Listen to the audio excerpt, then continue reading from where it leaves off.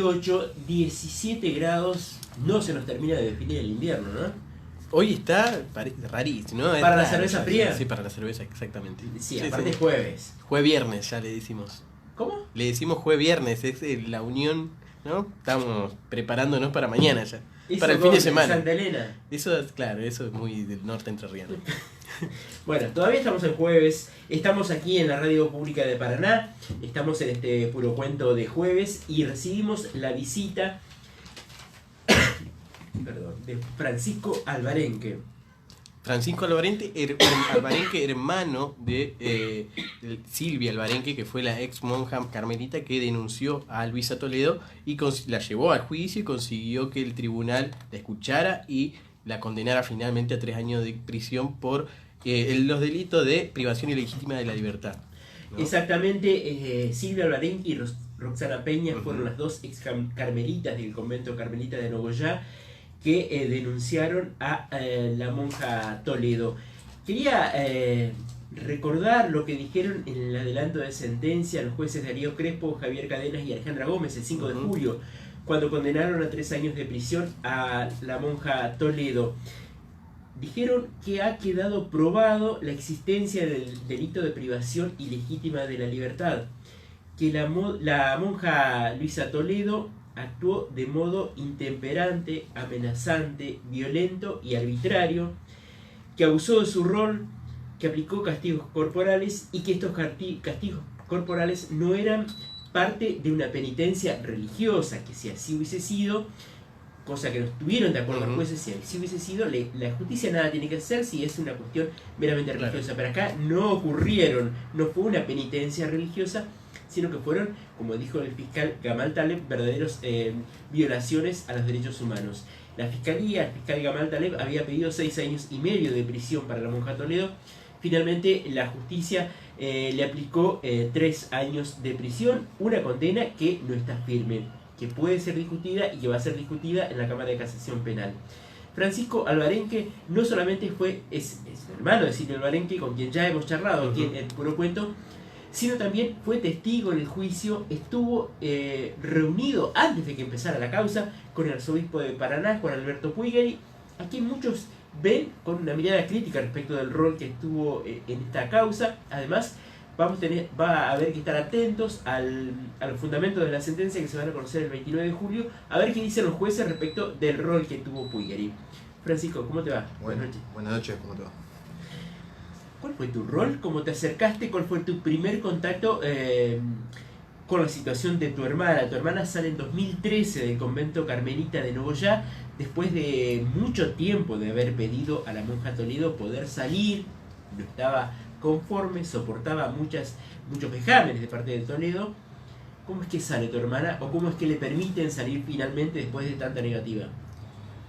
Bueno, yo tomo contacto con esta realidad, bueno, mientras mi hermana ya estaba en el monasterio. Yo conocí una chica que estuvo en el Carmelo, bueno, antes de esto, vamos del principio.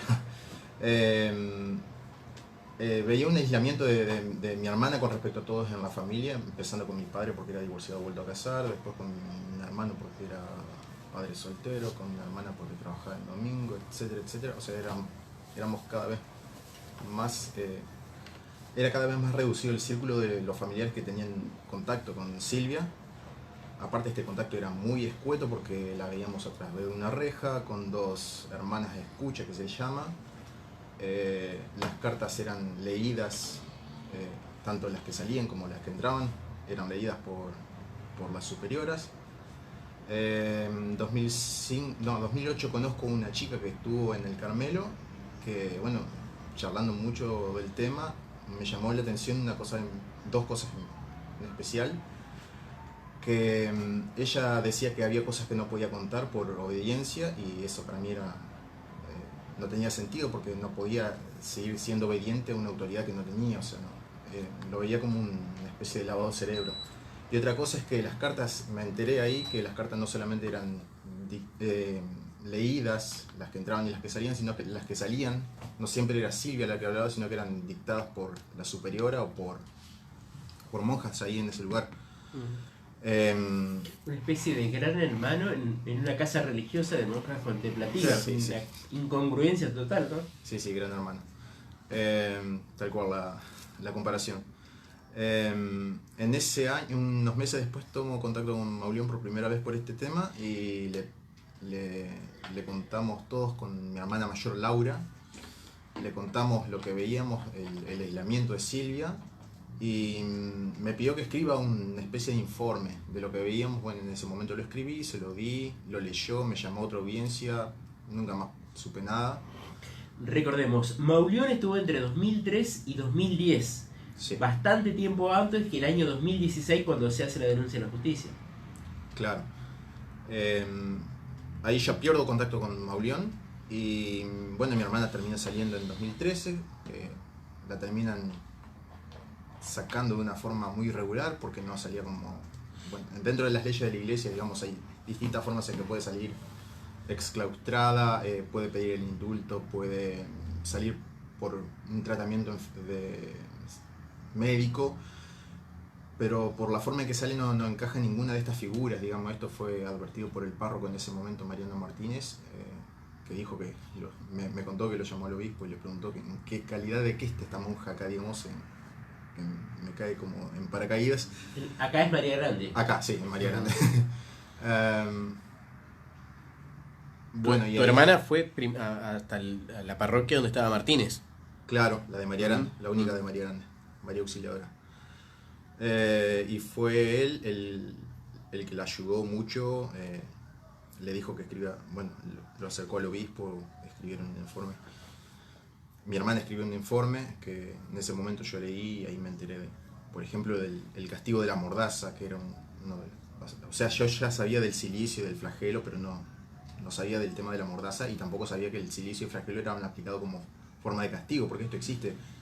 Como bien dijo Puigeri en Evangelina Ramallo cuando le preguntó, unos días atrás salió una nota. Es cierto que estas formas de penitencia existen en la tradición católica, que ya están siendo cada vez más abandonadas, pero nunca fueron aplicadas como forma de castigo, sino como una cosa personal, libre. Y lo del tubo este que le ponían a la boca, el especie de mordaza, nunca había escuchado antes. Bueno, estoy entreverando bastante las cosas, pero... Tu hermana sale en 2013, llega de Nogoyá a María Grande, la recibe el cura de entonces, Mariano Martínez. El cura Martínez le hace escribir a tu hermana que cuente en un texto manuscrito todo lo que había vivido en el convento carmelita. Tu hermana lo escribe, ahí vos te enterás de la mordaza. La mordaza era una aplicación de un castigo de no hablar. Sí, de no hablar. ¿Por cuántos días? Y mi hermana contó que hasta una semana podía estar con esa mordaza. Sí. Lo usaban en los actos comunitarios, iban en recreo, ella estaba con la mordaza, o sea, una cosa totalmente humillante. ¿Cómo te acordás de haberla encontrado a tu hermana cuando vuelve en 2013, cuando sale del convento, vuelve a tu casa en María Grande? ¿Cómo estaba ella? ¿Cómo la veías? Como una mujer anciana, digamos. Le crujían las rodillas. Ella salió con 32. Sí, le crujían las rodillas. Para comer siempre tenía una tacita de té al lado porque si no, no podía bajar la comida. Bueno, y depresión, etcétera. Cosas que ya ha contado ella y Marcelo acá. Extrema delgadez. Y bueno, fue todo un recomenzar de nuevo una relación con ella porque hacía 14 años que no teníamos trato en cierta manera, porque si no la veíamos era a través de una reja, con todo mediado, digamos, no había un trato directo con ella. Vos al principio contabas de la conformación de tu familia y lo contabas como para la monja Toledo era una situación extraordinaria y son situaciones comunes, padres divorciados, madre soltera. Sí. ¿Eso qué significaba en la relación con tu hermana o la visita al convento?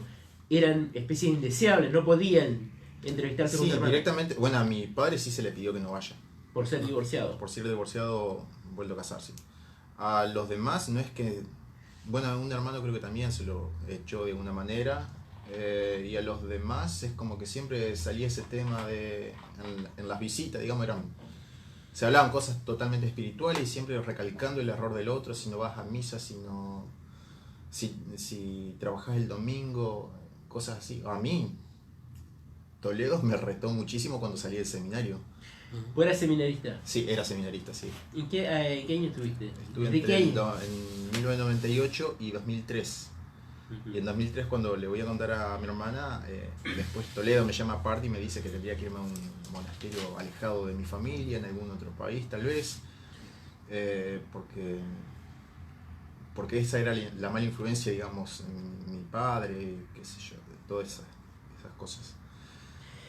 La particularidad durante tu estadía en el seminario es que tu director espiritual fue Puigari. Sí, fue otro sacerdote hasta el 2000 y del quinto año de la secundaria hasta que salí fue Puigari, sí.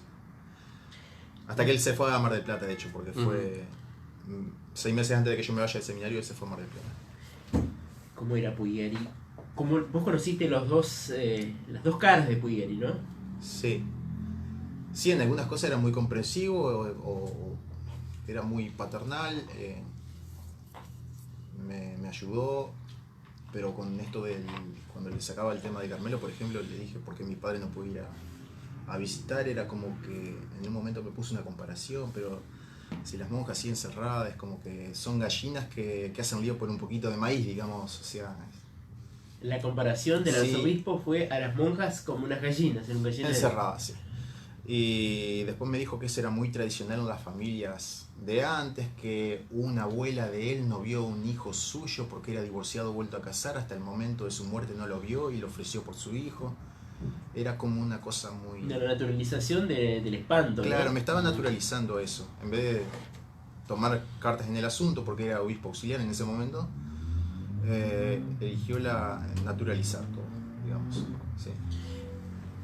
Después de que ustedes empezaron a plantear estos problemas que tenía tu hermana en el convento carmelita, vos tuviste 2 encuentros con Puigari. Sí, en 2013 sale mi hermana, a las 2 semanas más o menos yo me encuentro con él, fue una charla muy amena,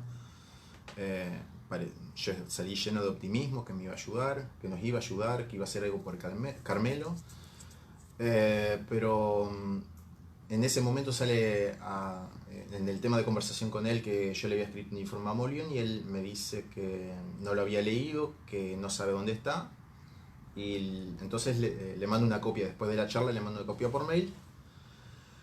Y nunca más recibo respuesta hasta que Mariano Martínez me dice que había charlado del tema con el obispo. Si mal no recuerdo, que yo era algo así como un exagerado, que exageraba en ese informe. Después... Pero nunca tuviste una devolución vos personalmente de lo No. que pensaba Puigari. No, o sea, después yo le pedí otra charla, como ya fue distinto el clima. Tuve otra charla con él y ahí... Él me dijo que no puede contar todo lo que está haciendo, pero que está tomando cartas en el asunto. Y yo le dije, sí, monseñor, pero hay una monja que está por profesar en estos días. O sea, la última que profesaba en esos días. Se convertía en monja, digamos, ¿se entiende? Claro. Y me dijo, sí, pero no le podemos negar a una hermanita la profesión que tiene que profesar. ¿Por qué? Y ahí le digo, mire, monseñor, yo no voy a la prensa por respeto a mi hermana porque no... Claro. Ella no quiere que esto sea mediático, y él me dijo, no, Francisco, mira que por culpa de la prensa, todo el mundo va a la prensa hoy día por cualquier cosa, ahora el seminario menor va a cerrar por culpa de la prensa, en alusión al caso de Yarrazi. Claro. ¿Cómo definirías, viste, toda esta actitud que tuvo Puigari, cómo lo definís hoy? Con su accionar y después de haber visto transcurrido el juicio a Toledo. ¿Cómo definirías a Puigari? Y bueno, en el momento del allanamiento él hace una conferencia de prensa, explica que eso era excesivo, penitencia, que era excesivo, mintió porque dijo que eran 50 policías que fueron y eran 10, una cosa así, siempre minimizando todo. Después al momento de la condena no hace ninguna declaración y sí, si tendría que definirlo como algo, sería como un psicópata manipulador, digamos. Básicamente. ¿Alguna vez le pudiste decir lo que pensabas? Vos dijiste, el último encuentro fue en otro clima. ¿Cómo fue ese clima de la reunión con Puigari? Y yo estaba muy enojado porque ya veía que no iba a hacer nada. O sea, estaba enojado, decepcionado, porque yo había ido a la primera reunión con él muy esperanzado de que iba a hacer algo, que esto por fin iba a salir a la luz. Y bueno, no pasó nada. Y ahí me di cuenta, hice el clic cuando me dijo lo de la prensa como culpable de que el seminario menor vaya a cerrar. Ahí me di cuenta de que estaba ante una persona con total incomunicación con el exterior, con la realidad. Porque para que me diga eso es... No reconocen nunca una responsabilidad. No. La culpa siempre es del culpa otro. de la prensa, sí. ¿Cómo fue el hecho de ir a declarar como testigo en el juicio a la monja Luisa Toledo? Siempre son situaciones muy límite, tanto los testigos como los acusados mucho más, pero una situación muy incómoda, digamos. ¿Cómo te fue a vos? ¿Cómo estuviste ahí en el recinto del Fue tribunal? incómodo, aparte dormí poco la noche anterior. Tuvimos que viajar a Gualeguay, mi hermano me pidió que le cebe mate porque se iba a dormir, sino así que no pude dormir tampoco en el camino. Fue como que llegué al momento de la declaración, estaba fundidísimo. Tampoco sabía muy bien a qué apuntaba mi testimonio. Yo sobre todo me focalicé en esto del lavado de cerebro que yo veía con el dictado de cartas, con la separación de la familia. Y después, bueno, como me recriminaron a mí que yo salí del seminario, porque yo decía, si así me tratan a mí, como deben tratar a alguien adentro que quiere salir. Y efectivamente lo que terminaba pasando adentro. Después conté lo de Puigari, digamos, como charlé con Puigari y traté de que se haga algo, charlé con Malvión y bueno, ninguno hizo nada.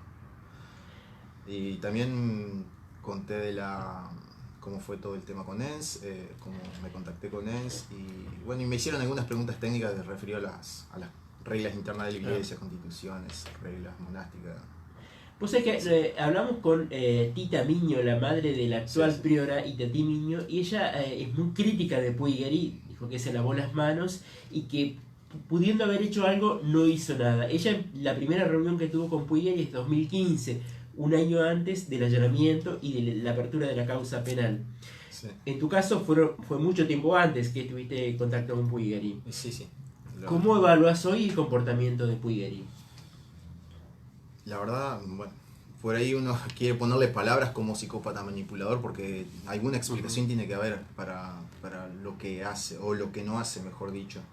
Desconocimiento total de que era superior del monasterio, porque no lo sabía hasta que mi hermana se lo contó, básicamente. Claro. En una de las reuniones. ¿Cómo evaluaría la situación? Lo de Puigari, aparte le pagó los abogados, me consta que le pagó los abogados defensores, que son abogados carísimos, lo más caro de Paraná, siendo que la gente va todos los domingos a misa y pone su monedita en la canasta, y él le paga a los abogados más caros, digamos. ¿Cree que el tribunal con tu testimonio puede tener o hacer referencia cuando den a conocer los fundamentos del fallo que condenó a Toledo, hacer un análisis sobre la actuación, no solamente ya de Toledo, sino también de la actuación del responsable del convento como el arzobispo, ¿no? Puigari, o debería hacerlo? ¿Crees que tiene que haber algún tipo de análisis para alguna crítica?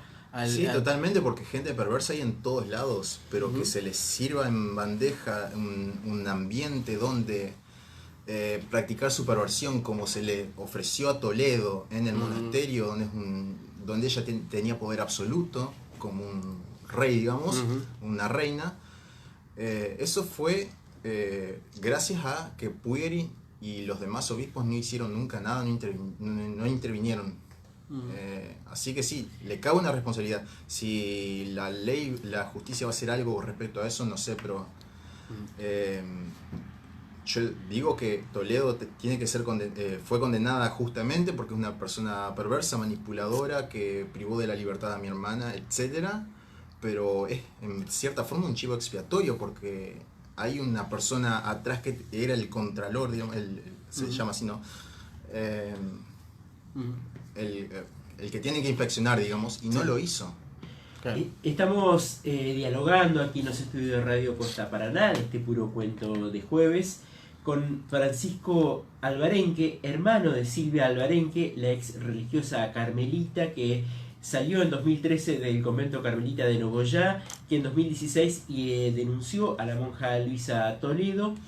A partir de esa denuncia, más la presentación de Roxana Peña, otra ex religiosa carmelita, se abrió la investigación penal preparatoria que derivó en el juicio que se llevó adelante en Gualeguay este año y que terminó con la condena a 3 años de prisión para la monja Luisa Toledo, acusada del delito de privación ilegítima de la libertad agravada.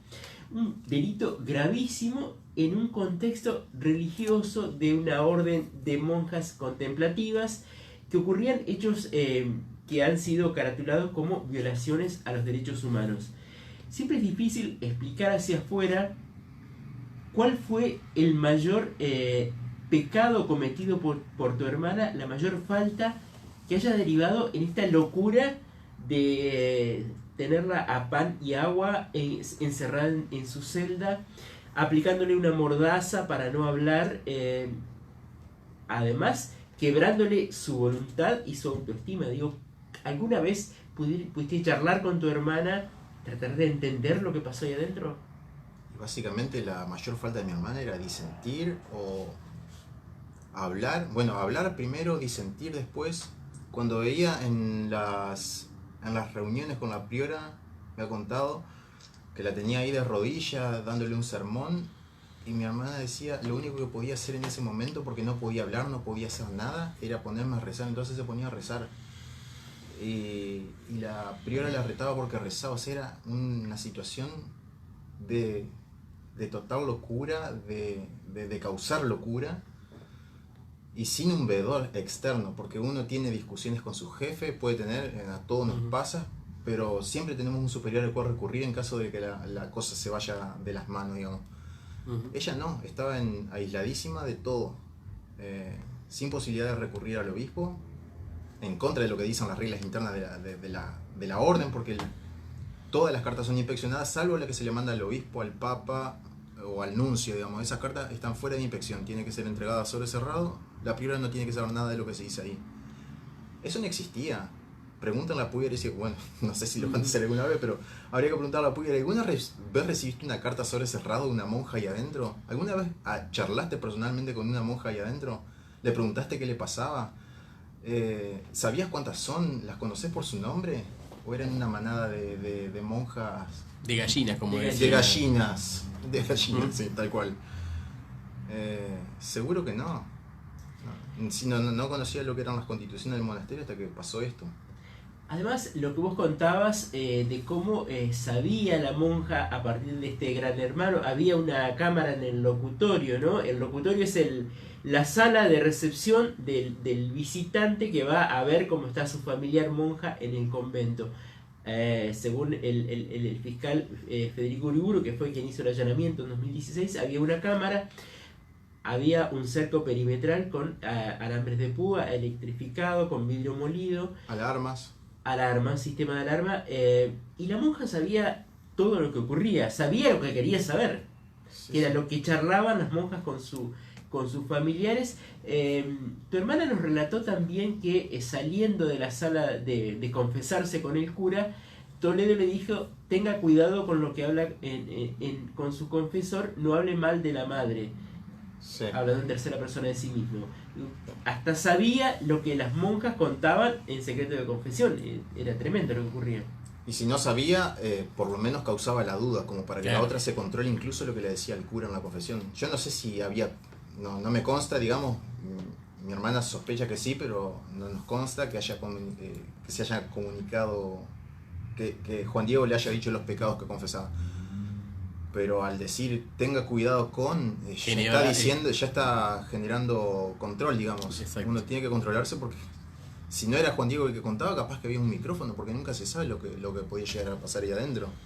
Claro. No me extrañaría que haya un micrófono en el confesionario, una cámara, quién sabe. ¿Ves una posibilidad? Hablábamos de todo el proceso, de esto que viviste con las autoridades máximas de la iglesia en Paraná. ¿Ves en un futuro que se pueda reformar estas actitudes que tiene la iglesia, por lo menos acá en estos casos? Bueno, la diócesis de Paraná es una diócesis bastante especial, con una tradición que viene de Tortolo, pasó por Carli, Mauleón que pasó sin pena ni gloria, digamos. Después vino Puiri, que era obispo auxiliar con Carli, que era a la vez discípulo de Tortolo. Hay una que corriente vino que gracias viene. a Tortolo acá al seminario de Paraná, porque él es de Buenos Aires, del barrio de la Recoleta de Buenos Aires, porque vino acá, digamos. Ujú. Ya viene una tradición que no ha cambiado desde el preconcilio, básicamente. Acá... La ve difícil. Sí, ve sí, difícil. la veo difícil. Antes de la renuncia de Puiri, la veo difícil. Que Puiri tiene que renunciar a los 75 años, no sé cuánto tiene ahora, pero por Código de Derecho Canónico tiene que renunciar a los 75 años. ¿No Hay pueden que ver- renunciar antes? Sí, yo digo Con que todos tendría que estos renunciar. casos que hubo.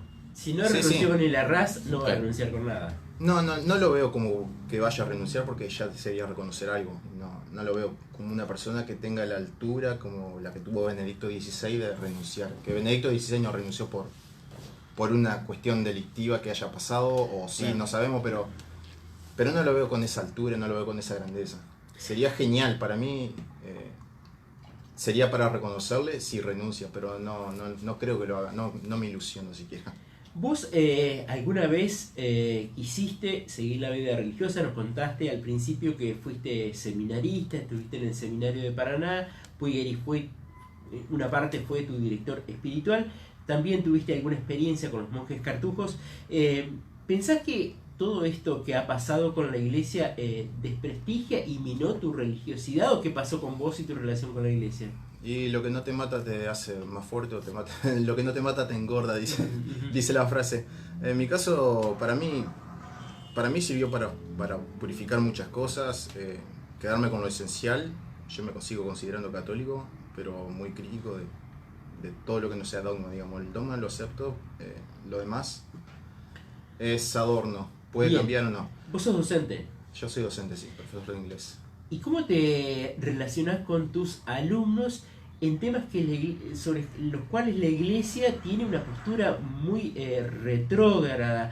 Hablamos de la educación sexual integral en las escuelas, hablamos de la aceptación del otro, hablamos del rol de la mujer, que en la iglesia no es secundario. ¿Cómo No, yo trabajás dejo esos temas? aparte totalmente mi creencia, y aparte, como te decía, acepto lo que sea el dogma, y lo que sea moral sexual en la iglesia es algo que mañana puede cambiar. Mañana puede el Papa decir, no sé, el anticonceptivo están permitidos, los gays pueden tener una pareja estable, pueden comulgar, los divorciados en algunos casos, qué sé yo. Eso es adorno, digamos. No es lo esencial del mensaje cristiano, nada que ver con o sea, Sin embargo, esos adornos es el centro de la vida de la prédica de muchos sacerdotes o de los documentos de la iglesia, pero no es pero además han provocado muchos hechos gravísimos que han derivado en la comisión de delitos por parte de... Sí, hablando mal y pronto, crea un mambo en la cabeza de la gente que termina en estos casos, digamos, una persona que tiene que entrar está obligada a ser célibe, si no puede ser ordenada sacerdote. O si es homosexual tiene que sí o sí vivir en celibato, porque si no es pecado mortal, qué sé yo. Todo eso crea un mambo en la cabeza de muchos católicos, una desconexión con la realidad que termina en estos casos, digamos. ¿Cómo fue conectarte con la realidad después de haber salido del seminario, por ejemplo? Muy de a poco. Ujú. Muy de a poco, y bueno, creo que es algo que siempre hay que hacer, digamos.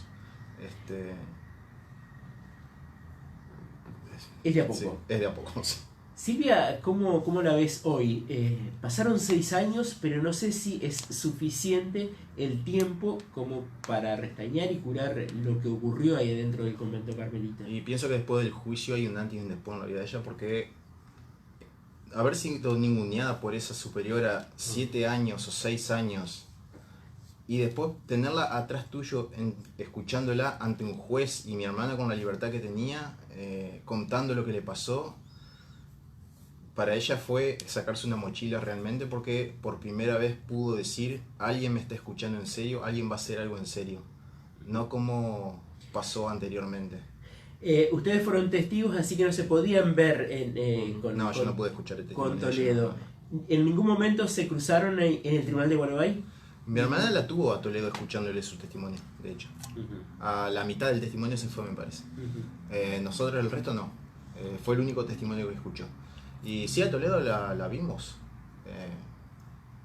Subiendo la escalera, haciendo como que hacía mucho esfuerzo, parando cada 2 escalones, haciendo un acting de enfermo que es el mismo acting que viene haciendo hace mucho, porque no es la primera vez que quiere manipular con el tema de la enfermedad. No nos miramos nunca a la cara, digamos. Todos recordamos aquel primer video que se hizo en 2016. Las monjas, después de vivir enclaustradas, decidieron ganar las redes sociales, crear una página de Facebook. Subieron. Imaginá la libertad que tenía cada monja que expuso ahí de hablar, de decir algo libremente. O sea, esos videos son ridículos. Una de las que declaró en el juicio, que fue Laura Lestrade, la que se fue al sur. La que se fue al sur, dice que tuvo que hacer ese video y dijo: menos mal que ya me hicieron grabar a lo último, así que no tuve que decir nada de la madre. ¿Y quién grabó? ¿Saben ustedes quién grabó ese video que se publicó en Facebook? No me acuerdo el nombre, pero es un periodista Moscatelli, de Concepción del Uruguay, que hizo también unas publicaciones bastante ofensivas con mi hermana en su Facebook, y ahí yo me pongo en contacto con él y le digo mi punto de vista. Mirá. Le digo de las cartas dictadas, de mi padre que no puede ir a visitar a mi hermana, de a mí que me retaron por dejar el seminario, la libertad que tendrán adentro, etcétera. Es como que recapacitó un poco y eliminó los comentarios que tenía, esos comentarios ofensivos. ¿Y tu reacción cuando viste las publicaciones de Facebook? ¿Qué dijiste cuando viste que todos decían, bueno, están hablando las carmelitas, las que están ahora hasta el día de hoy ahí adentro? Bueno, me daba bronca porque pensaba, mucha gente le va a creer seguramente, y de hecho mucha gente le creyó, pero ¿qué libertad tiene una monja ahí de decir otra cosa? Ahora le dan voz a esas monjas, ¿por qué nunca hablaron antes? Bien, las dudas que deja esta causa, las dudas que deja la jerarquía eclesiástica respecto de cuál ha sido su proceder en esta y otras causas que han tenido a hombres de la iglesia, a mujeres de la iglesia, sentados en los estrados judiciales. Recordemos, acá en la provincia de Entre Ríos hay 3 sacerdotes condenados por graves delitos, abuso y corrupción de menores: Juan Diego Escobar Gaviria, Justo José Larraz, Marcelino Moya. Si bien no están las condenas firmes, los tribunales han sido muy duros con el ocultamiento y el encubrimiento por parte de la iglesia. Todavía no sabemos cuál es la postura que tiene el Tribunal de Juicios y Apelaciones de Gualeguay, que condenó a la monja Toledo a 3 años, porque no hemos conocido los fundamentos de la sentencia que se va a conocer este 29 de julio.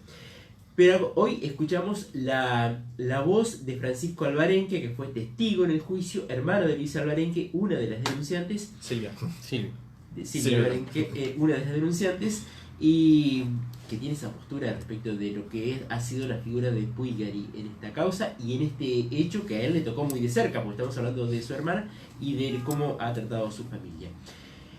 De a poco nos vamos acercando a lo que verdaderamente muestra el lado oculto de la iglesia, ¿no? En estas causas y en estos hechos tan graves. Gracias, Francisco, por haber estado en los estudios de radio. Gracias a usted y a la prensa en general, porque son los que nos escucharon. Nosotros llegamos al final de este puro cuento, ¿no? Nos despedimos.